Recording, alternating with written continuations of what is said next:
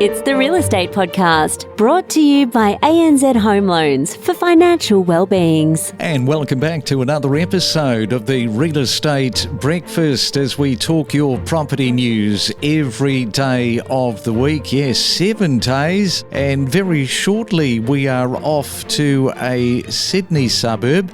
Now, a question for you this morning, just how difficult are you finding the state of the economy? Because unfortunately, more and more Australians are turning to community organisations for help as the economy slows. Of course, those affected the most, lower income borrowers, they really are struggling, while owner-occupiers with variable rate mortgages, they're facing increasing challenges and difficult months ahead. Is that you this morning? So we are really a long way from getting out of this. The economy is growing at its slowest pace since the 1990s recession, and affordability still remains the burning issue for Aussie consumers and mortgage holders who are doing it particularly tough. Then, of course, we're looking ahead to Christmas, aren't we? So one gets the impression that it's going to be a little bit muted in terms of the spend this coming Christmas.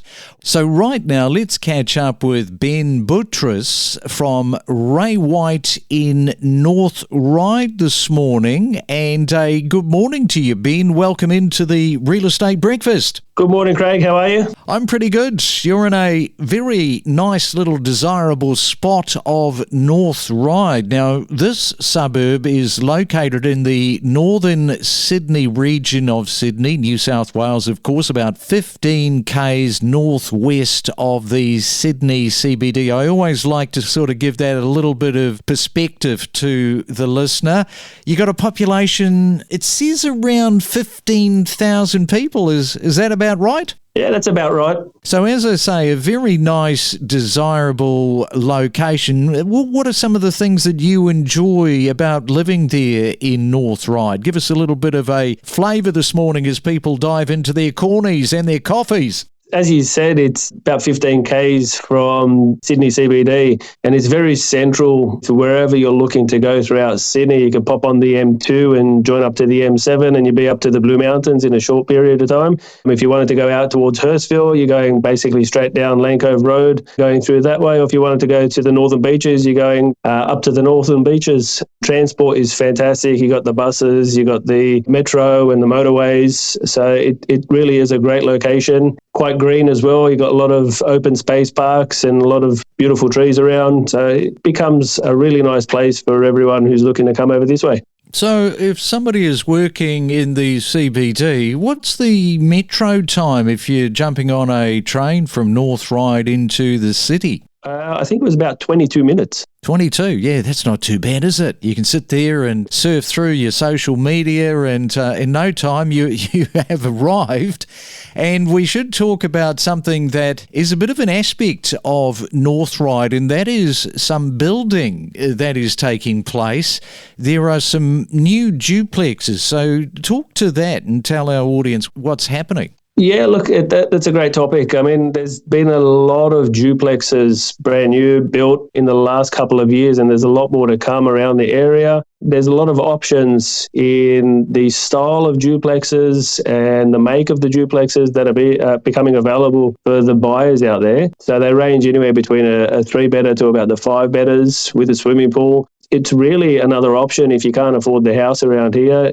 That's your next stepping point to the brand new duplex. They range anywhere from about the 2.3 million up to about the 3 million, depending on how flash their finishes are and whether they come with a pool and a double garage. There's a lot of options out there for buyers who can't afford the houses, who are just climbing up in price and don't want to be living in apartment lifestyle. It's a great thing that's coming to the area. Yeah, because, it's a point of difference. There are so many areas across Australia that just have zero new building going on, particularly around the apartment space, the duplex, the townhouses, etc. So that's fantastic for North Ryde. Also, tell us a little bit about the rezoning around Macquarie Park and North Ryde itself, because there seems to be this whole sort of appetite of, hey, let's build.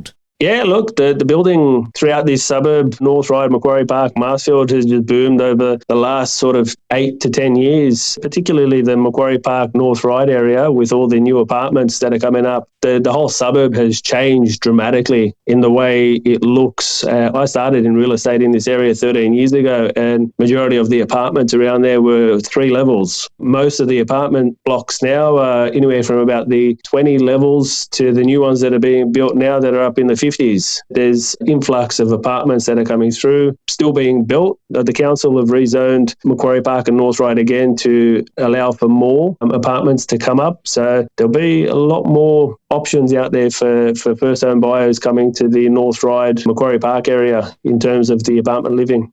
All right, so there's some very positive news. You don't hear it all the time, of course, when we do these podcasts, but North Ryde, a bit of building activity going on. We'll come back after this and find out a little bit more about what is happening. Decode the property market with insider knowledge and insights to better navigate your real estate journey on the Real Estate Podcast. It's time to go back to the Real Estate Vault for this week's property comment. And it does seem to be playing out differently in places like the US and, of course, closer to home in New Zealand for larger rises. So is there any truth to that? Well, interest rates do tend to have a different effect on different economies. Australia, for example, there's a lot of variable rate mortgages, so that when the RBA increases their interest rate, the cash rate, that quickly flows through to people with mortgages and their variable rates. Markets like New Zealand, Canada, the US have a lot more fixed rates. So it does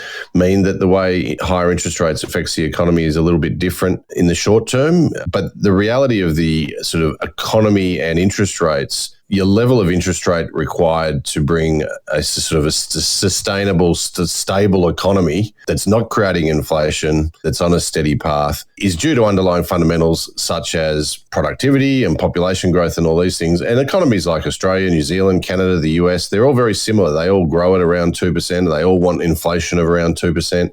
And that all suggests that in the end, the interest rates all need to settle at around the same level, give or take. Of course, the standout feature right now in early 2023 is the fact that the Reserve Bank of Australia is lagging behind other central banks in getting rates up. And that's partly because we have more standard variable mortgage rates in our market and they need to be careful. But it doesn't change the end game in my mind. So we can see that the US is near 5 and New Zealand is near 5 on their interest rate. Canada's just paused at 4.5. And that's why I've got this view that later in the year, the RBA will probably ultimately have to get the cash rate up to around 4.25 or 4.5. Every week, real estate transactions take place as the market shifts month by month. And every day, we keep you better informed and updated on the Real Estate Podcast. We are in North Ryde this morning talking with Ben. He's giving us a little bit of a breakdown on the suburb. Now, you said that you've been there for a little bit, over 15 years selling. So tell us a little bit about what's been going on with people, perhaps like 10 years ago. They bought in, they sold. Are you finding that some of them have sort of cashed out of the market, perhaps moved off to Queensland, to other areas, and maybe similar to some people that are trying to get into the market moving? Yeah, look, it's a great topic, that one. I've had a lot of clients over the last sort of 10 to 13 years that have probably purchased their first home. And back 10, 13 years ago, they were buying your single level, 3-bedroom, 4-bedroom homes for about the $750,000 to about $1 million. And nowadays, those same 3-bedroom, 4-bedroom homes are selling anywhere from the $2 million to about the $2.5 million. So a lot of people are taking the option to sell up here and move up north to Queensland for a more relaxed relaxed life, or even I've had a couple of clients that have moved the other way and gone towards Adelaide along the water there, and they've sold up here for $2 million, $2.5 million, and buying gorgeous home over that way, brand new, for around the 800, 900 mark. So they're really cashing in and taking the better option for a bit more of a relaxed life, which, it's a bit of an envy for some people, but if you can do it, why not? Oh, yeah, especially having $1 million in your hip pocket, cashing out and moving to a place like Adelaide.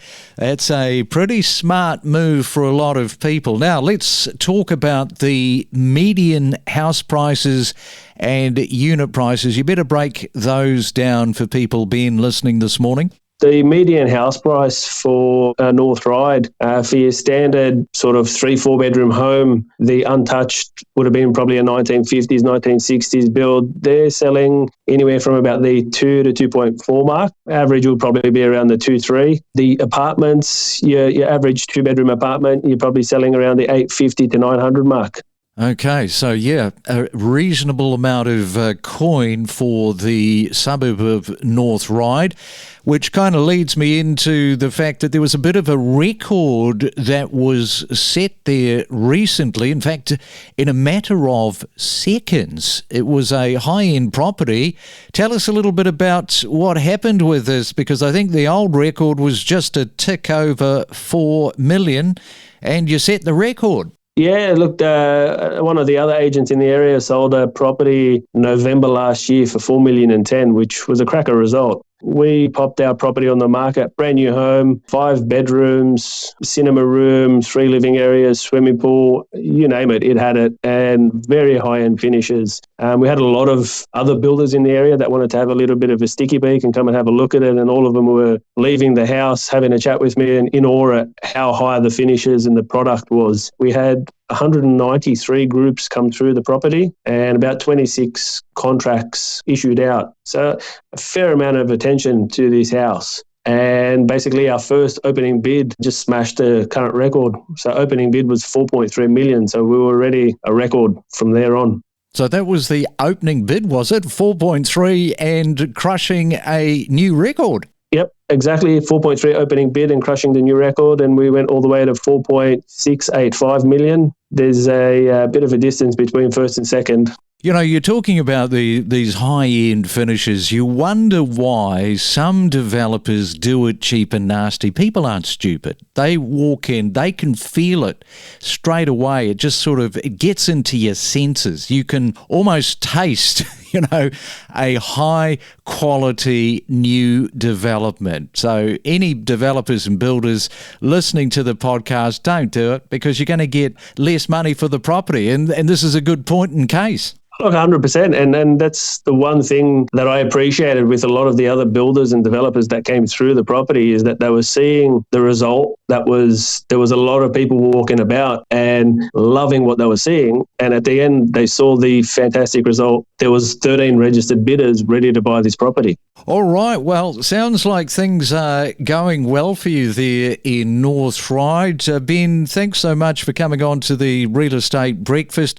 And is there anybody you want to give a shout out to before we go? Just my wife, Holly, for all her support throughout the years. Wow, you're the first property professional that's given a shout out to the wife. Yes, good on you, Holly. Thanks, Ben. Thank you, Greg. Have a great day. We dive deep into topics like buying, selling, investing, and maximising your property's value. From mortgage advice to the latest property data, your real estate journey starts here. 3, 2, 1. Yeah, Bundaberg is go, and we're off to Bundaberg in Queensland this morning with Brent Illingworth. Were you a Thunderbirds nut like me when you were a kid? Good morning, mate. Very clever.